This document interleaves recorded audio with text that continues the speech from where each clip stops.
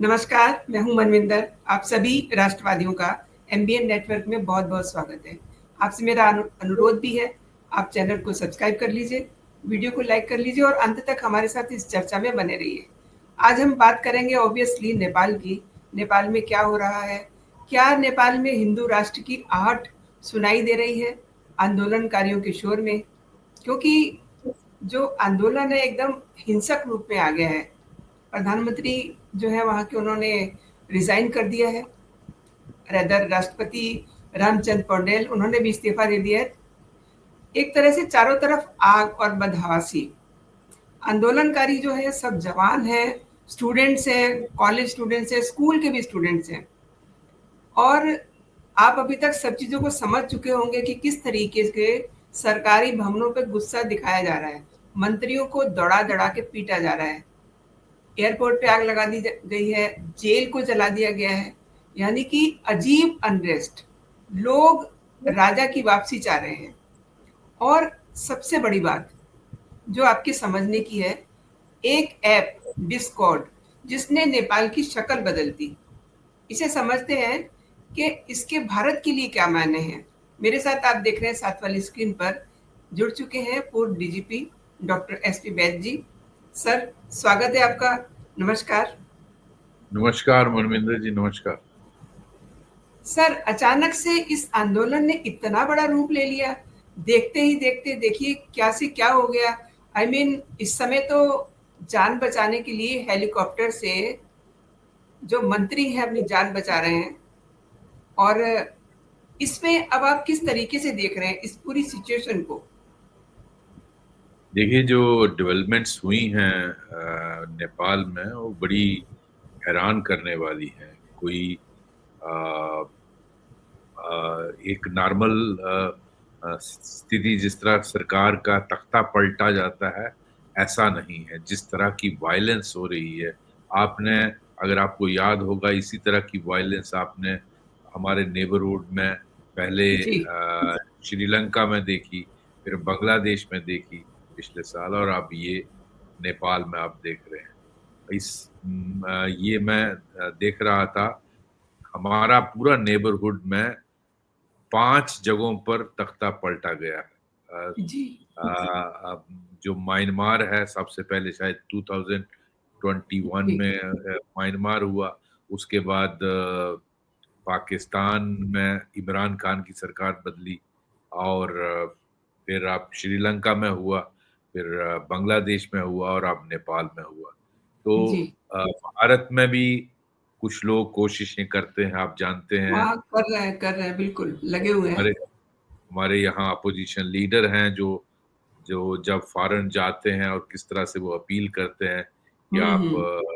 देखिए, भारत में डेमोक्रेसी नहीं रही, हमारे यहाँ इंस्टीट्यूशन ही वोट चोरी होती है, हमारे यहाँ इलेक्शन कमीशन जो है वो इम्पार्शियल नहीं है। तो जो कॉन्स्टिट्यूशनल बॉडीज हैं उनको हिट करना, डेमोक्रेसी को हिट करना, और किन किन लोगों को वो मिलते हैं, वो आज सारा देश देखता है, उसमें मुझे बताने की जरूरत नहीं है।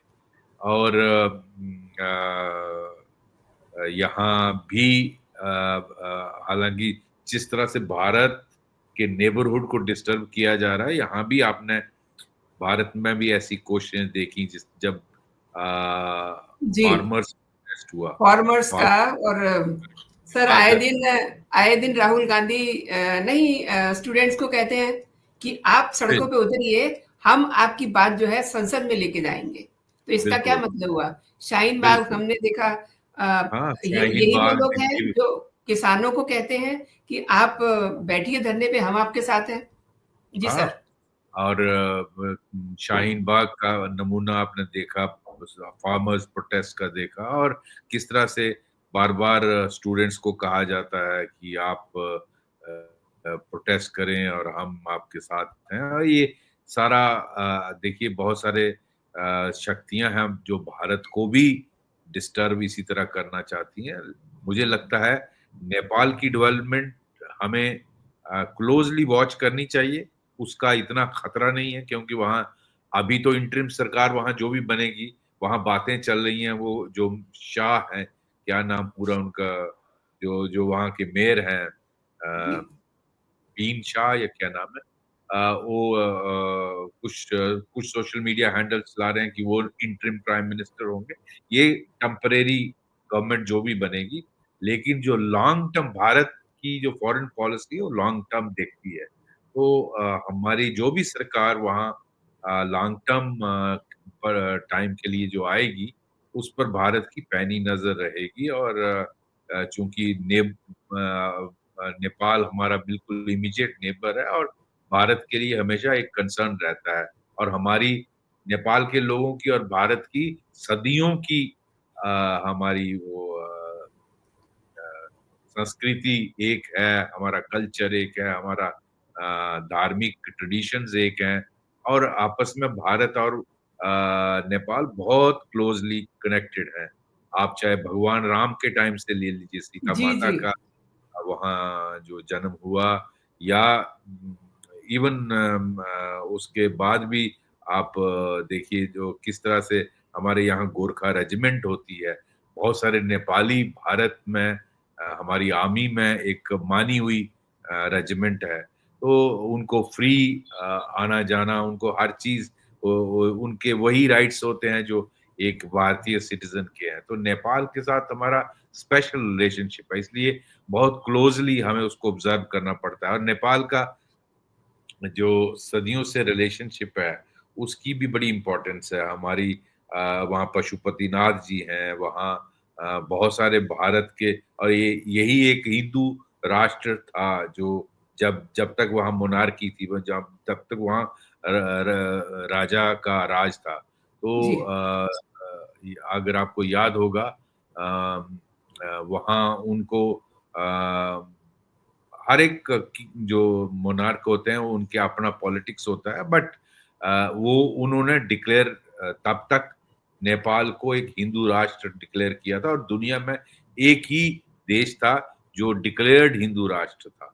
बाद जी, में ये कम्युनिस्ट जो मिस्टर ओले हैं, ये कम्युनिस्ट पार्टी आहिस्ता-आहिस्ता वहाँ स्ट्रेंथन किया गया और उसमें उस वक़्त जो यूपीए सरकार थी भारत की, उन्होंने भी उसमें इनका साथ दिया और किस तरह से वो जो राजा थे उनसे काफ़ी उनका रिलेशनशिप अच्छा नहीं था और फिर वो उसको कम्युनिस्ट पार्टी ने अपने रूट्स पकड़े, चाइना ने भी उसको एनकरेज किया अल्टीमेटली एक वक़्त आया कि आप कम्युनिस्ट पार्टी का रूल वहाँ आ गया और ये एक इसको डिक्लेयर किया सेकुलर कंट्री और फिर आपने देखा किस तरह से नेपाल से इन्फिल्ट्रेशन होकर रोहिंग्यास का वहाँ सेटलमेंट हुआ और अगर मैं आज आपको वहाँ ले जाना चाहता हूँ जो जी, कंधार कंधार हाईजैकिंग हुई थी इंडियन एयरलाइन प्लेन की, अगर आपको याद जी, होगा जी, वो जहाज़ नेपाल की कैपिटल काठमांडू से उड़ी थी और हुँ, इस तरह से वहाँ ओपनली मदद की गई पाकिस्तान की आईएसआई एजेंसी की, उनके वहाँ अड्डे बने, उन्होंने किस तरह से टेररिस्टों को इंडियन एयरलाइंस के जहाज़ को हाईजैक करने में वहाँ से एक रोल प्ले किया और वो टेररिस्ट काठमांडू से चढ़े थे। तो किस तरह से वहाँ की सरकार इनकी मदद करने लगी हम जो भारत विरोधी ताकतें थी। तो आहिस्ता-आहिस्ता ये स्थिति आई फिर कम्युनिस्ट गवर्नमेंट वहाँ आई। ये मिस्टर ओले दूसरी बार हुँ, प्राइम मिनिस्टर बने जिनको आज जी, भागना पड़ा जान वहाँ से जान बचा और के भागे हैं। तो बेसिकली मैं ये इसलिए बता रहा हूँ कि किस तरह की नेपाल की वो रही। यहाँ मैं ये भी मेंशन करना चाहूँगा कि 1951 में 47 के इमीडिएटली बाद जब इंडिया आज़ाद हुआ, पाकिस्तान बना और नेपाल और ये सभी आज़ाद हुए, तो उस वक़्त के जो किंग थे वहाँ, उन्होंने ऑफ़र किया था कि आप हमें इंडिया में जॉइन करने दो, लेकिन नेहरू जी, जी ने नहीं माना 51 में। जी, जी, ये भी मैं समझता हूँ एक बहुत रेट्रोग्रेड स्टेप था, जो नहीं जी, होना चाहिए था। तो जी, जी, ये हमारी हिस्ट्री रही है नेपाल के साथ। लेकिन आप को ये बात समझनी चाहिए कि वहाँ जेन जी जो यंग बच्चे हैं ना, उनमें करप्शन के खिलाफ काफ़ी गुस्सा था, काफ़ी रोष था। वहाँ जो भी ये सरकारें आईं, कम्युनिस्ट आईं या जो सरकारें सेकुलर आईं, वो उन्होंने दोनों हाथ से लूट मचाई और लोग इतने तंग, आज आपने सड़कों पर उनका गुस्सा देखा। ये ठीक, कम्युनिस्ट पार्टी को तो वो हेट करते ही हैं, बट जो बाकी लोग भी हैं, दूसरी पार्टियों के भी, उन्होंने कांग्रेस, नेपाली कांग्रेस है, दूसरे हैं, इन सब ने वहां दोनों हाथ से लूट मचाई, जिसका नतीजा ये हुआ कि लोग इतने रोष, न्यू जनरेशन जो है, उनकी एस्पिरेशन है, वो चाहते हैं जिस तरह भारत एक विकसित भारत की रोड मैप की तरफ चल रहा है, तो नेपाल भी चाहता है। नेपाल एक लैंडलॉक्ड कंट्री है, जिसका एक तरफ इंडिया है और दूसरी तरफ तिब्बत चाइना पड़ता है। तो उनकी भी एस्पिरेशंस है और उनको पोर्ट एंट्री भारत से ही मिलती है। तो लेकिन कुछ ताकतें ऐसी हैं जो भारत से रिलेशनशिप खराब करना चाहती हैं। और उसका फिर ये मिस्टर ओले ने शुरुआत की थी, अगर आपको याद होगा, जी, जब ये प्राइम मिनिस्टर बने, इन्होंने कहा मैं पहले चाइना जाऊंगा, मैं पहले, वरना वहां ट्रेडिशन हमेशा रहा है, जो भी वहां प्राइम मिनिस्टर बनता था उसका पहला विजिट इंडिया में होता था। तो ये इस तरह की इन्होंने रन पॉलिटिक्स खेला, जो एंटी भारत चलाते थे, और ये नेपाल को एक कॉलोनी बना दिया था चाइना का। वहाँ जो चाइना का एम्बेसडर था, देखा, वो एक लेडी पीछे थी, वो प्राइम मिनिस्टर को फ्रीक्वेंटली मिलती थी और पॉलिसी प्लान कर बताती थी। मतलब रिमोट कंट्रोल से आप पॉलिसी चलाते थे चाइना की नेपाल में। ये जो जेन जी है वो नहीं पसंद करेगी, और इसीलिए वहां आवाजें उठ रही थी। अगर आपको याद होगा, पीछे बहुत सारी प्रोटेस्ट हुई थी, जिसमें जिनका डिमांड था कि हमें मोनार्की वापस लाई। हालांकि एक टाइम पे, जब आपको याद होगा, मोनार्की जब थी, अ, उस वक्त एक कांड हुआ था जिसमें उनके जो प्रिंस थे, उन्होंने परिवार को सबको मार दिया था। सिर्फ उनके ये जो जो किंग गैनेंद्र हैं, वो ये बाहर थे, तो ये बच गए थे। तो जो अब अभी वापस आए हैं नेपाल, तो कुछ कुछ दिन पहले, तो इसलिए वहाँ अब डिमांड उठ रही थी कि हमें मोनार्की वापस चाहिए, हमें हिंदू राष्ट्र वापस चाहिए। तो मैंने ट्वीट किया था कि ये जो है, ये जो डेवलपमेंट हुई है, ये मुझे लगता है धर्म एस्टैब्लिश किया गया है। बहुत बड़ी जो बात एक कही आपने सर। धर्म एस्टैब्लिश हुआ है, और ये जो अधर्म का नाच चल रहा था, उसका खात्मा हुआ। ये जो चोरी, करप्शन, लूटमार और ये गरीब लोगों को एक्सप्लॉइट करना, उसका। और आप जैसे मनमिंदर जी, आपने सुना ही होगा, मीडिया में भी आता है कि इस वक्त युग परिवर्तन हो रहा है, युग बिल्कुल। परिवर्तन हो रहा है। ये बड़ा ध्यान से सुनिएगा आप। कल जी, युग कुछ लोगों के मुताबिक, भविष्य मालिका के मुताबिक, और कुछ लोगों जो बुद्धिजीवी हैं, जो सनातन धर्म को जानते हैं, उनका कहना है कि कलयुग का अंत आ रहा है, और ये धर्म युग की तरफ हम बढ़ रहे हैं। और इस तरह आहिस्ता आहिस्ता इस पीरियड में जो धर्म की अधर्म खत्म होता जाएगा और धर्म को एस्टैब्लिश किया जाएगा। ये दुनिया भर में होना है। तो नेपाल में ये शुरुआत हुई है। तो मैं समझता हूँ, मुझे लगता है भगवान की तरफ से ही कुछ ऐसी ताकतें होती हैं जो इस तरह की सिचुएशन बनती है। और इसको ओवरनाइट आप मत समझिए कि कल ही ये स्टार्ट हुआ और आज तख्ता पलट गया। इसको ऑर्गेनाइज करने के लिए, जैसे आप आपसे बात हो रही थी, वो जी, ये जो ऐप है, डिस्कॉर्ड ऐप, उसका इस्तेमाल जी, किया गया है। इस तरह से जी, जी, जी को बताया गया कि कहाँ कहाँ इकट्ठा होना है, कहाँ कैसे जी, आना है, स्टूडेंट बैग्स लाने हैं, किस तरह, ये वाला जी, ये इसका ये, पर अगर आपको याद होगा, शायद 1 या 2 दिन पहले जी, जी।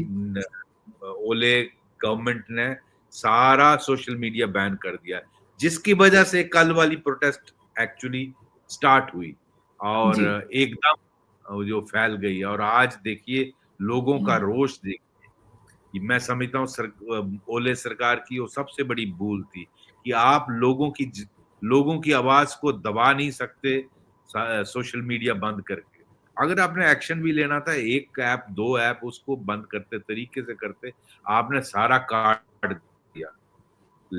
फिर जिन्होंने करना था उन्होंने फिर डिस्कार्ड ऐप का इस्तेमाल किया और पूरा इंस्ट्रक्शन दी किस तरह ऑर्गेनाइज करना, कहाँ कहाँ इकट्ठा होना, क्या क्या करना है। तो जी, जी। ये लेकिन ट्रिगर वही बना जो आपने बैन किया। आप वो चाइना से आए और आपने इस तरह का। शेख हसीना से भी ऐसी ही गलती हुई थी, अगर आपको याद होगा जी, बिल्कुल। बांग्लादेश जो उन्होंने जब गोली खोली तो हालांकि भारत की तरफ से एडवाइस गई थी कि आप इस तरह से मत यूज ऑफ फोर्स करिए, लेकिन शायद वहां 200-300 प्रोटेस्टर्स को मार दिया।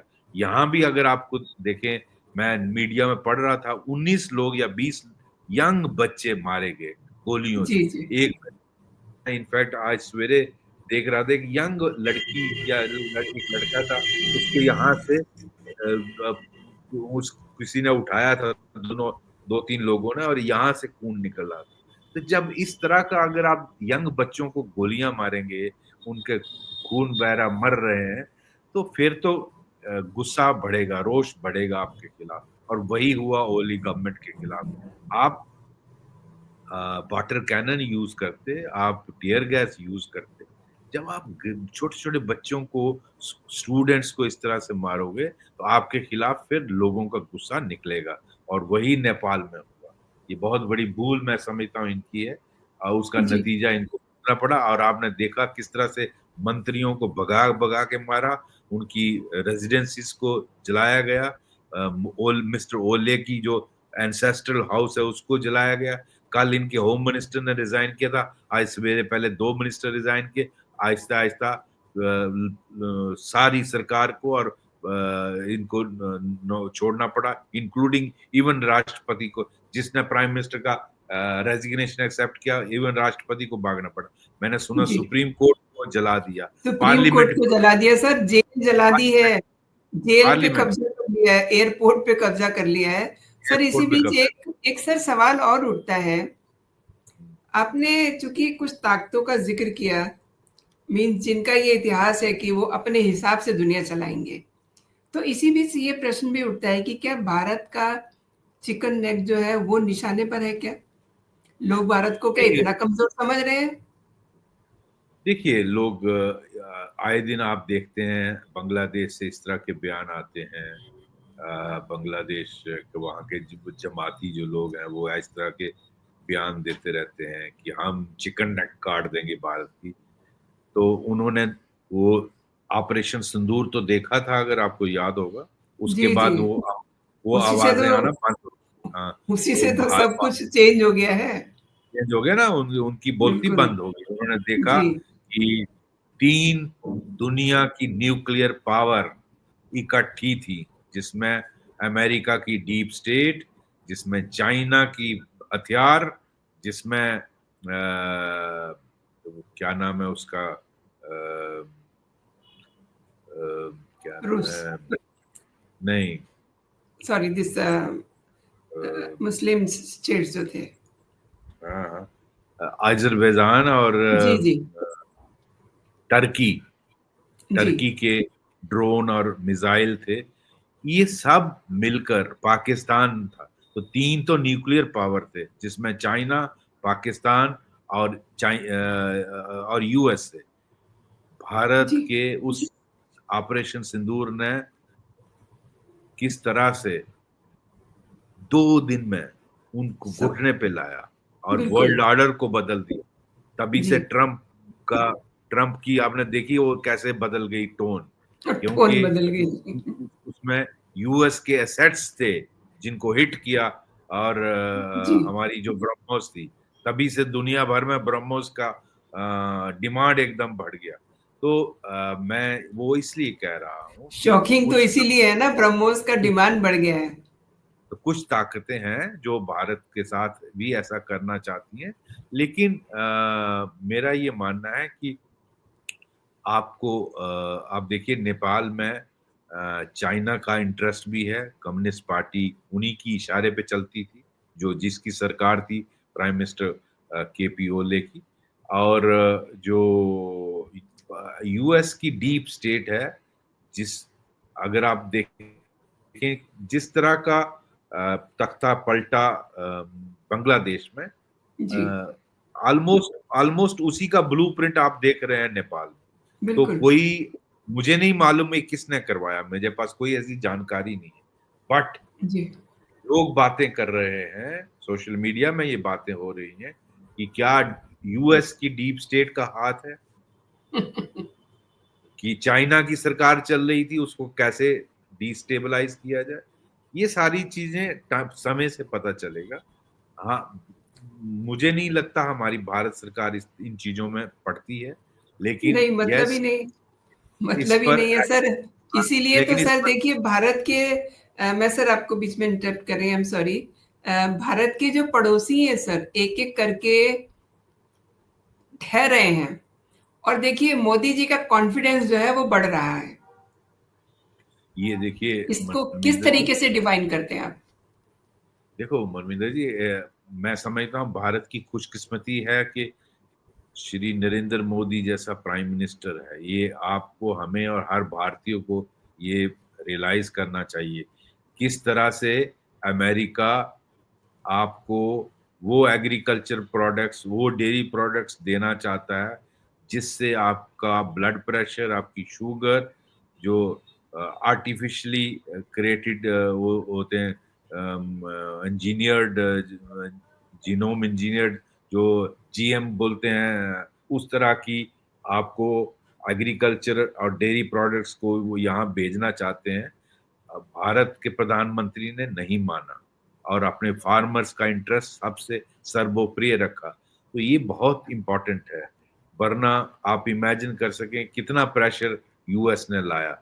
वो जो रशिया वाले ऑयल की बात है, वो सिर्फ बहाना है। बिल्कुल। बेसिकली वो प्रेशराइज कर रहे हैं कि आप हमारी एग्रीकल्चर और डेयरी प्रोडक्ट्स को ले लीजिए, जिसके लिए भारत के प्रधानमंत्री जी ने स्टैंड लिया है, बिकॉज वो अपनी एग्रीकल्चर और डेयरी प्रोडक्ट्स को डिस्ट्रॉय नहीं। और हमें यहाँ, हम उस गाय का दूध पीते हैं जो घास खाती है, जो शुद्ध है, पवित्र है। हम बिल्कुल। वो गाय का दूध नहीं पी सकते जो मीट खाती है। अमेरिका में जो आर्टिफिशियली आप डेयरिंग करते हो, आप उन गाय को क्या खिलाते हो?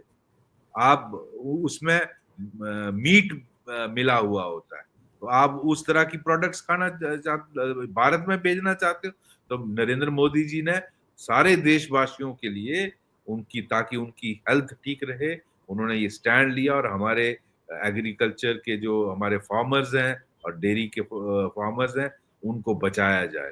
तो ये बहुत बड़ी मैं खुशकिस्मती है कि हमारे पास इस वक्त इस तरह की मजबूत नरेंद्र मोदी की सरकार है, जो पूरी दुनिया में, आज सारी दुनिया आपकी तरफ देख रही कि आपने किस तरह, यूरोप ने मान लिया यूएसए का प्रेशर, जी, जापान ने मांगे, जापान की तो सरकार गिर गई, उनका प्राइम मिनिस्टर को रिजाइन करना पड़ा इसी टैरिफ की वजह से। तो बिल्कुल सही। आपका इंग्लैंड ने मान लिया, सब ने मान लिया, सिर्फ भारत खड़ा है। आज वो सारा सारा अफ्रीका देख रहा है, सारा साउथ अमेरिका देख रहा है, सारा ग्लोबल साउथ देख रहा है।